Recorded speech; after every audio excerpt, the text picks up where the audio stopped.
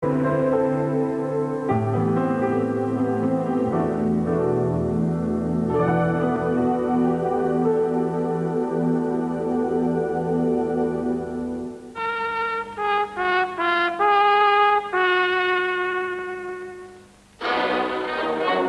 1924, l'URSS fête la fin de la guerre civile. Après une longue révolution, c'est une époque enthousiaste où les soviétiques se passionnent pour la technique et l'on essaye des engins de toutes sortes sur l'eau et dans les airs. Exalté par la propagande, l'intérêt des jeunes Russes va tout particulièrement vers les machines volantes. Comme partout en Europe, c'est la frénésie d'inventer et de construire. Mais ici, l'œuvre patriotique est l'affaire de tous et la volonté est farouche de doter la jeune République d'une véritable aviation. Parmi ces jeunes passionnés, Alexandre Serguevitch Yakovlev, un mécanicien de 18 ans, futur père d'une dynastie d'avions qui deviendront célèbres sous le nom de Yak. Avec des membres de son club des pionniers, Yakovlev récupère des pièces dans les cimetières d'avions et parvient en 1927 à construire et à faire voler une première machine rudimentaire.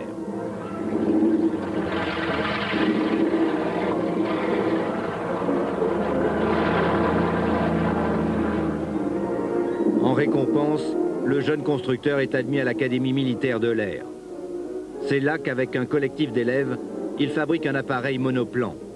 Un choix technique considéré comme risqué à cette époque. Lorsqu'il le présente au meeting aérien des jeunesses communistes, la foule l'acclame comme un héros. En 1931, l'avion le plus rapide atteint 250 km/h. Ses études terminées, Yakovlev conçoit un appareil qui utilise le meilleur moteur du moment, mais avec lequel il envisage d'atteindre les 320 km/h. Le record sera battu, mais dès les premiers essais, son avion perd un aileron en vol et c'est l'accident. Le coup est dur et l'administration va tout faire pour briser la carrière du jeune Yakovlev en lui interdisant de construire d'autres machines. Mais en URSS, le socialisme est en marche. Et il s'agit de montrer la réussite du système au monde entier. Les créateurs de la trempe de Yakovlev sont indispensables aux dirigeants qui voient dans l'aéronautique l'avenir et l'expansion du pays.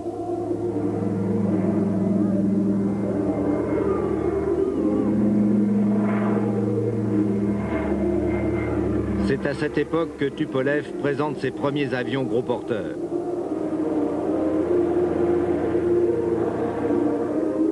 Dans les rues de Moscou, les héros de l'aviation sont acclamés à l'américaine.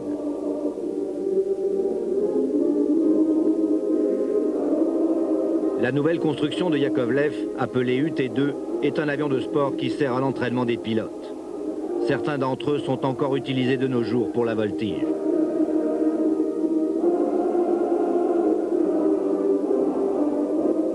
Le succès de l'UT-2 est tel qu'en 1938, on confie à son concepteur le soin de créer des avions militaires. Yakovlev, dans le bureau de coordination de l'ingénieur Ilyushin, met au point le chasseur qui gardera son nom, le célèbre Yak-1.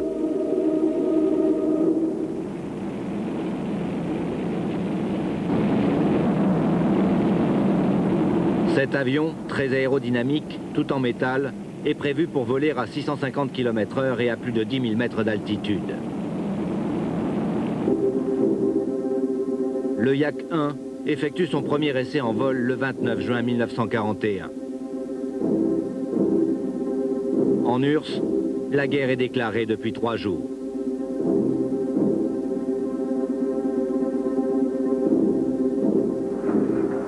L'industrie aéronautique soviétique est alors transférée en Sibérie. Et malgré l'approvisionnement difficile, commence la plus grande production d'avions de chasse de tous les temps. Au total, 37 000 Yak sortiront de ces usines pendant toute la durée de cette période. Chaque jour, 40 appareils sont acheminés sur le front de l'Est à des pilotes qui vont voler en combat dans les pires conditions climatiques. Родина! Родина! Клятвенно обещаем! Клятвенно обещаем! Что не пощадим! Что не пощадим! Своих сил! Своих сил! Крови! Крови! И самой жизни! И самой жизни! Борьба с врагом! Борьба с врагом!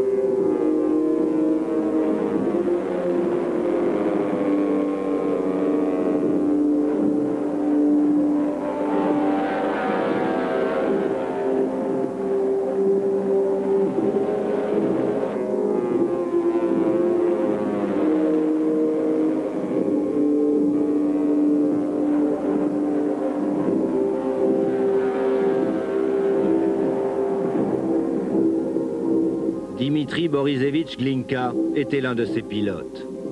Одна из лучших машин вооруженных сил, которая была неприхотлива к аэродромам и к техническому обслуживанию.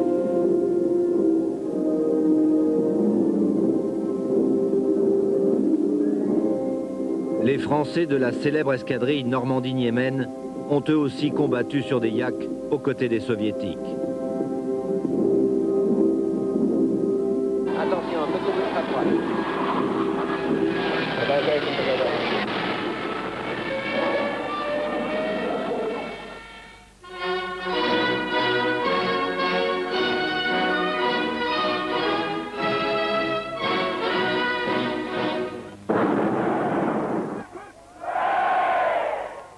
Alors qu'à Moscou et Leningrad ont fait les premières victoires et la débâcle allemande, un yak expérimental à réaction s'essaye au décollage dans le plus grand secret quelque part en Sibérie.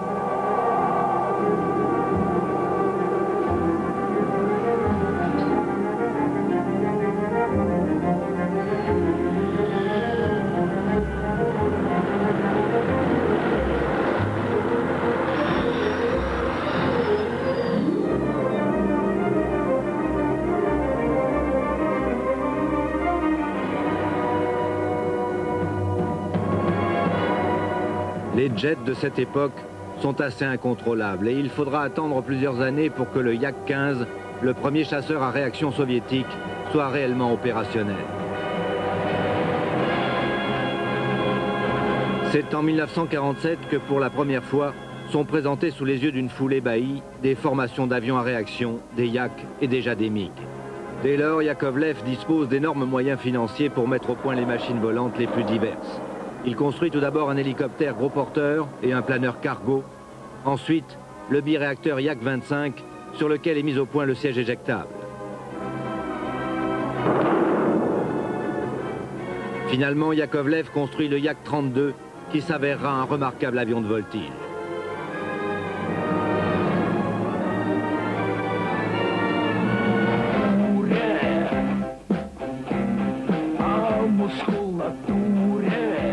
La voltige, les Russes adorent.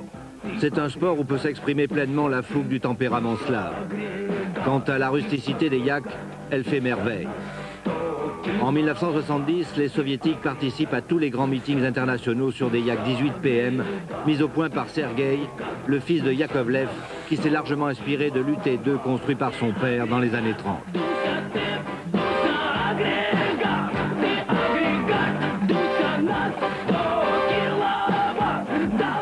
Cette année-là, les Soviétiques Martemianov et Kaltchouganova sont sacrés champions du monde de voltige.